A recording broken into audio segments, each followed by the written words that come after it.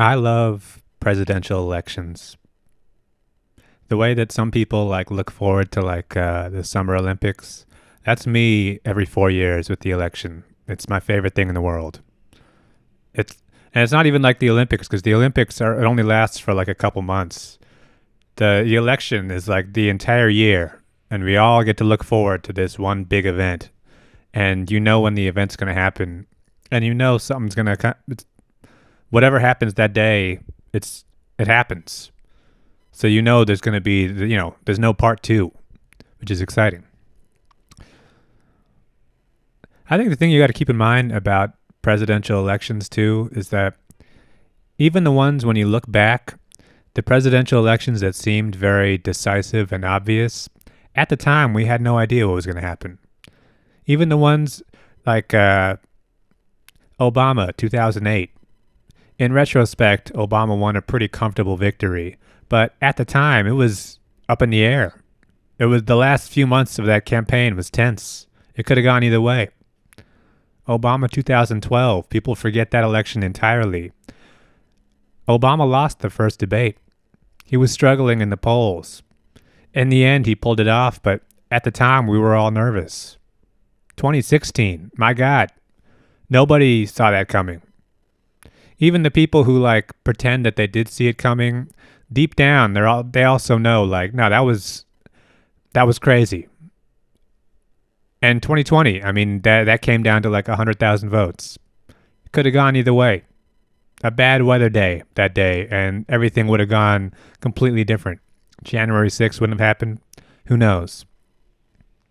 That's why I think it's worth, as we're looking forward to election 2024, I think it's worth right now just trying to map things out, all the different directions this could go. Because really, there are a lot of different options for what could happen coming up next.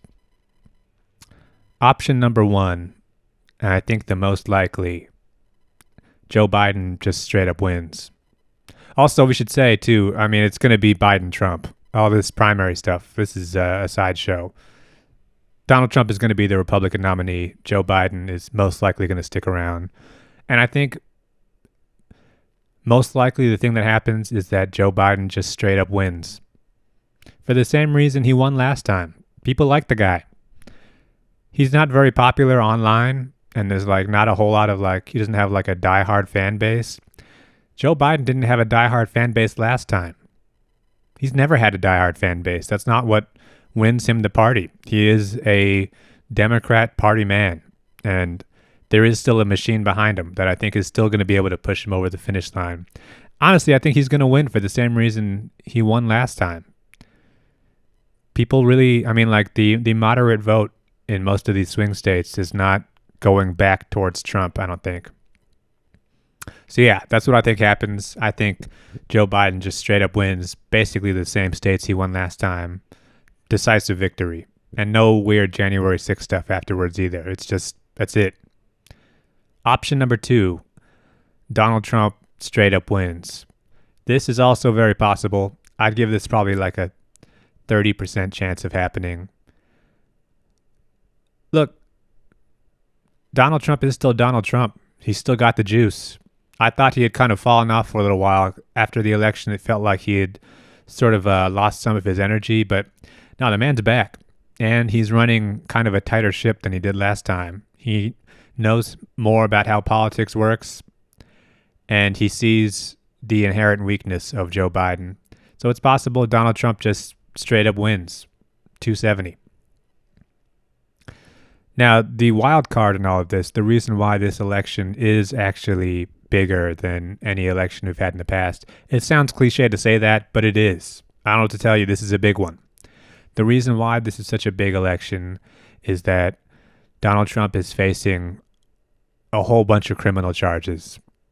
I think the reason why this isn't getting more attention than it is that the way that the news cycle worked out is that all of these criminal charges kind of came together at the same time. And if you weren't really following it closely, you may not realize that these are all separate cases that all just happen to convene at the same time. He's facing 4 different criminal cases, altogether about like 90 different felony charges. They only got to get him on one of those charges and he's going to prison. And I think too with Donald Trump, he's 77 years old in poor health. Any prison time for that guy is basically a life sentence.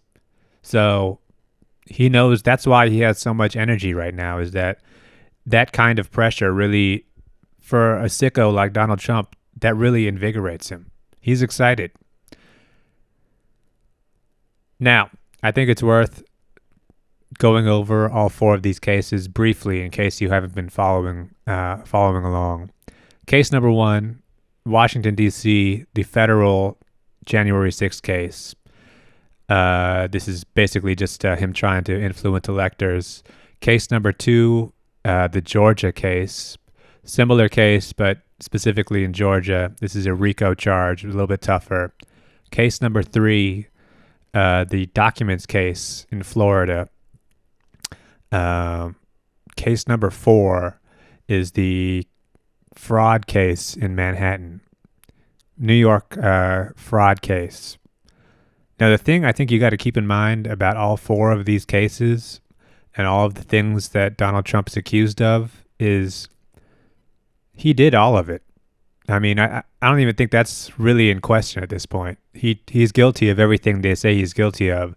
It's just a matter of whether or not this is actually, whether or not the charges stick and whether or not they care enough to really give him a harsh sentence. But the thing is, though, it's 90 different charges. They only got to get him once. And everybody that he's charged with is most likely snitching on him. They're all snitching on each other. That's how these things work. Federal prosecutors don't bring charges. They have like a 90% conviction rate. They don't bring charges unless they think they can get you. And it's very, I'm not going to say it's very likely he gets convicted because that would be unprecedented. But look, a lot of people are saying like, oh, there's no way they're not going to let him go to jail.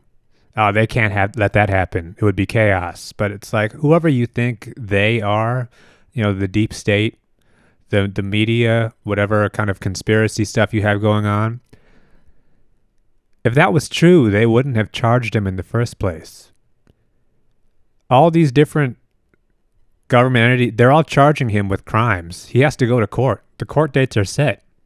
So it's like maybe at some point, if there is some sort of technicality, he might be able to wiggle out of it and they have to drop the charges, or there's a mistrial, or maybe it just gets pushed towards after the election. But if he goes to trial for any of this stuff, the trial has to end somehow. And I mean, some of the cases are a little bit thinner than others. The Florida documents case seems a little thin, and it's being tried in Florida where it's a pretty favorable market for him. But they could get him. It's possible. So after those first two options, option number three is Donald Trump wins the presidency, beats Joe Biden, but gets convicted. Now, the way that the trials are working out, it's most likely he's going to be on trial in the spring, early summer. I have to imagine some of those trials are going to wrap up late summer, early fall. So there's a chance that he gets convicted sometime in the fall, but keeps running. And so he wins the election in November, but then gets sentenced between the election and Inauguration Day. So there's a chance that he gets sworn in as president in prison and then has to somehow pardon himself. Now, the problem here, obviously, is that one of the cases is actually, it's a state case. It's in Georgia, the election interference case. If he gets convicted there, and that's probably the toughest case he's facing because it's a RICO charge, meaning he's being charged for, it's a racketeering case. They only got to get somebody to basically snitch on him. If he gets charged there, there's no pardon. Even if he's president, he can't wiggle his way out of that one. So there is a chance that he is just president in prison. And I feel like if this happens, they'll let him be president for a little while, but then eventually Congress will just step in and he'll get impeached. And then, we'll just end up with the next guy, maybe like Vivek or somebody. So that's possible. Option number 4 is that Joe Biden and Donald Trump,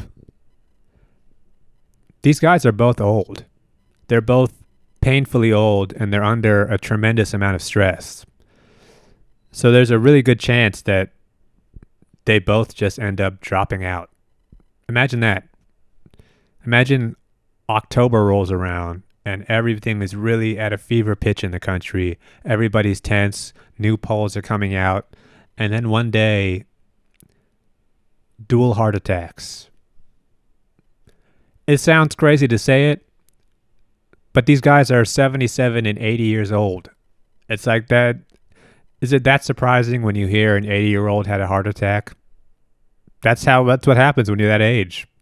Things are getting blocked up in there. Joe Biden likes eating ice cream.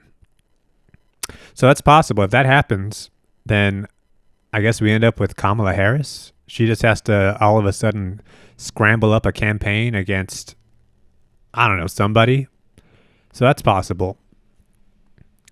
Now, the funniest option for what I think could happen, and this isn't out of the question.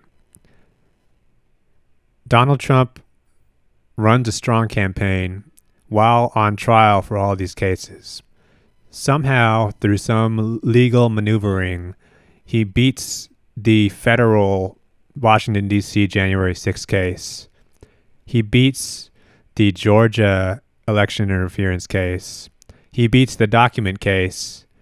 And then, right when he's about to get inaugurated, he gets convicted in the Manhattan fraud case. The long shot. The one that everybody said was kind of a waste to even try. What if that's the one that gets him? The Stormy Daniels case. So Donald Trump, he's gone through all these trials. He went through a tough campaign, debates, polls, everything.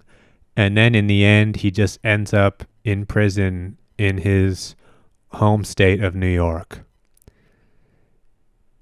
And all he can do for the rest of, I don't know, probably the next 2-3 years before he dies in jail is just think to himself, I wish I never fucked that porn star.